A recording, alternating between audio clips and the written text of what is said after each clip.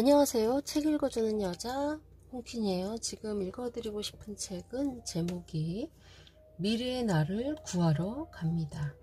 변지영 지음, 더 퀘스트 출판사에서 나왔습니다. 이 책은 앞에 프롤로그가 좋아서 제가 읽어드릴게요. 프롤로그를 들으면 이 책을 읽어보고 싶다는 생각이 들 것 같아요. 프롤로그. 미래를 내 편으로 만들려면 내가 미래의 편에 서야 한다. 저는 자존감이 낮아서 칭찬을 들어야 일을 더 잘하게 돼요. 기업 상담에서 만나는 30대 직장인들에게서 자주 듣는 얘기입니다. 모두 회사에서 성장하고 능력을 인정받고 싶은 열의는 있습니다. 하지만 어쩌다 상사에게 부정적인 피드백을 받으면 기분이 가라앉아 업무에 집중하지 못하곤 하죠.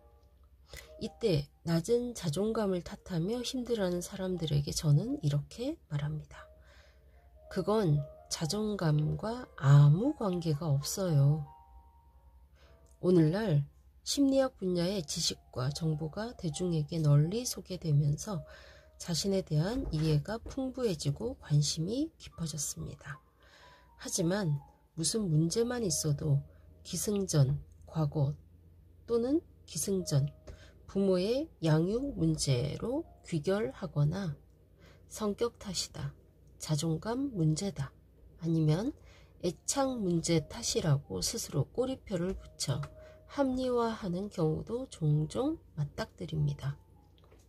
심리학 용어를 새로 배울 때마다 이것 때문이야, 저것 때문이야 단어만 바꾸면서 폐쇄 회로에 갇힌 것처럼 제자리를 맴도는 분이 많습니다.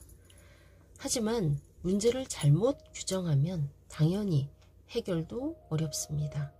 또 한편으로 당신은 당신의 과거보다 큰 사람이며 당신이 생각하는 것 이상으로 문제를 직면하는 힘이 있는 사람입니다. 눈앞의 문제에 매몰되지 않고 한 발짝 떨어져 더 많은 가치를 생각하고 추구할 수 있는 존재이기도 합니다. 다시 앞에 자존감 씨에게로 돌아가 얘기를 이어가 보죠. 칭찬을 들어야 일을 잘하게 되는군요. 네, 저는 잘한다고 얘기해주면 더 열심히 하는데 왜 회사에서는 칭찬과 격려에 그렇게 인색한지 모르겠어요. 아, 그렇군요.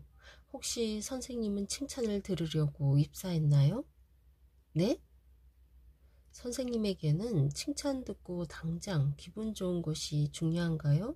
아니면 부족한 부분을 계속 배우고 익혀서 업무를 더 잘하게 되는 것이 중요한가요? 당연히 저도 더 배워서 성장하고 싶죠. 그렇다면 힘들더라도 계속 시행착오를 거쳐야겠네요.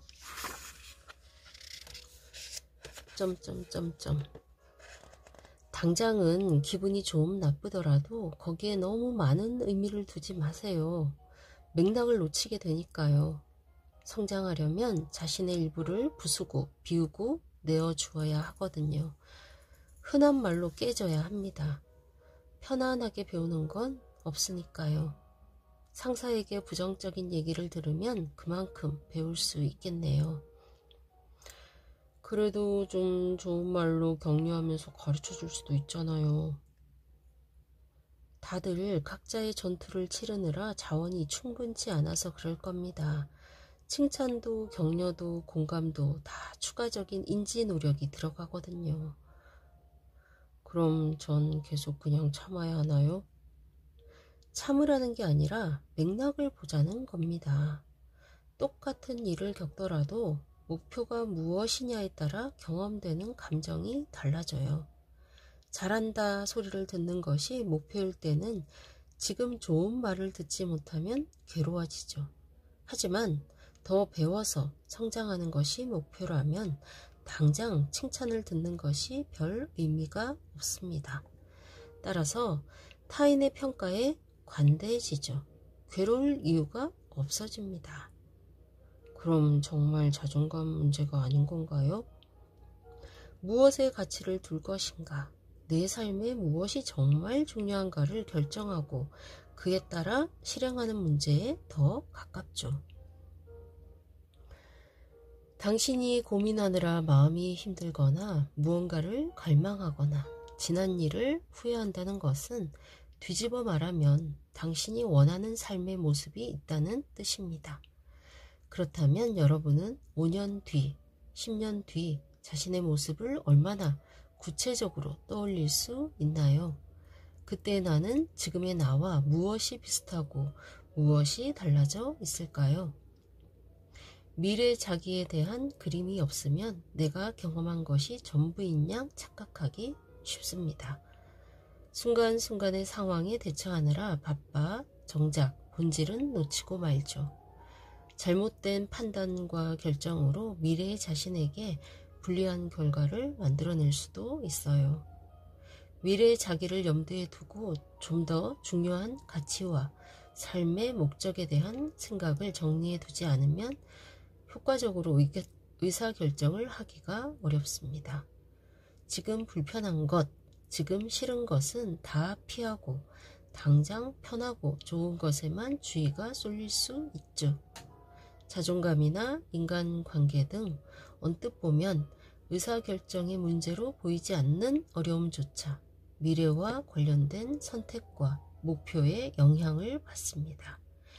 이런 연결고리들을 구체적으로 잘 알아차리지 못하면 기분이 좋으면 좋은 대로, 나쁘면 나쁜 대로 감정적으로 대처하고 후회하는 일이 많아집니다.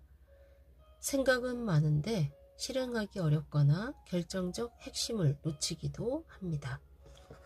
이 모두가 자기 조절이 잘 안 되는 현상들이죠. 이렇게 자기 관리와 직결되는 자기 조절은 공감과 깊은 관련이 있습니다. 자기 조절이란 미래 자기에 대한 공감이다.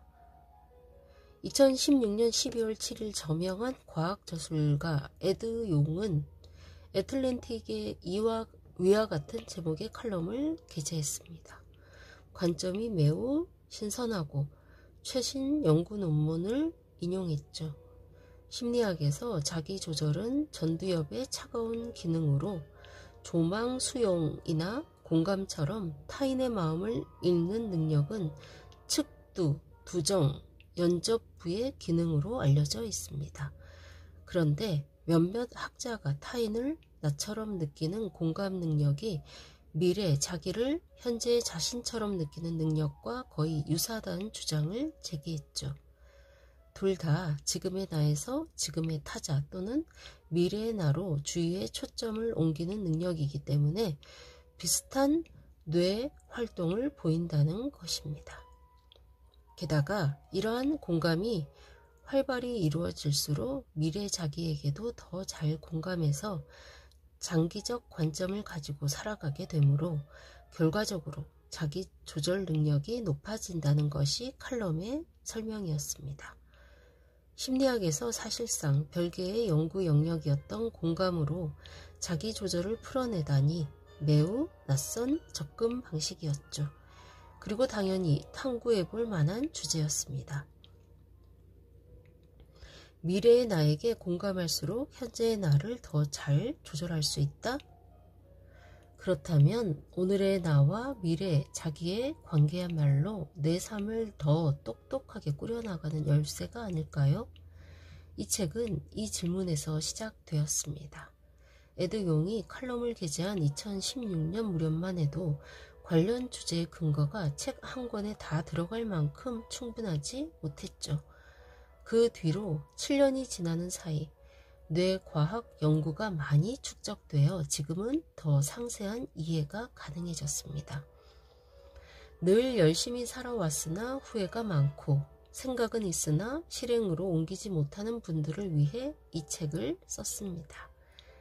이 책은 후회를 줄이고 실행력을 높이기 위해 미래 자기의 이미지와 생각을 활용하는 방법을 안내합니다. 미래 자기를 나침반 삼아 방향을 잡고 지금 해야 할 일을 효과적으로 선택하고 실행할 수 있다면 훨씬 만족스러운 삶을 살아갈 수 있습니다. 미래의 나를 공경에 빠뜨리는 것도 구하는 것도 오늘의 내가 하는 일입니다. 지금의 나에게 앞으로의 날들과 운명이 달려 있습니다. 멀리 내다보고 장기적 관점에서 유리한 것만 실천하기란 쉽지 않죠.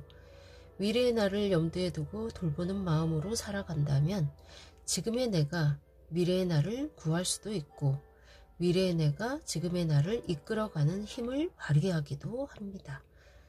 지금 고민하는 문제가 있다면 한번 스스로에게 물어보세요. 5년 뒤, 10년 뒤 미래의 나에게 이 문제는 어떤 의미가 있을까? 후회를 덜 하려면 어떻게 예측하고 선택해야 할까? 이 질문에 답하는 상세한 방법들을 9장에 담았습니다. 1부는 우리가 미래를 생각하는 방식에 대한 심리학적 설명으로 시작합니다.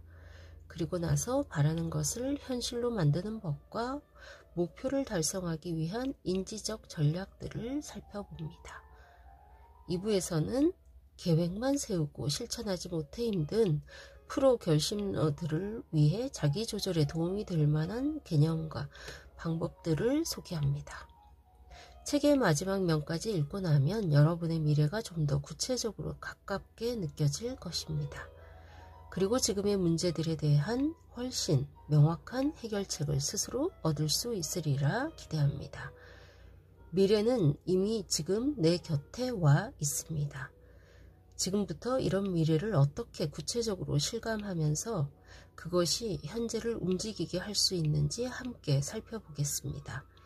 미래의 나를 만나러 갈 준비가 되셨나요? 네, 여기까지 프롤로그 다 읽어드렸습니다. 어떠세요? 이 책 읽어보고 싶다는 생각이 드시죠? 네, 지금까지 좋은 책 소개하는 여자 홍킨이었습니다. 감사합니다.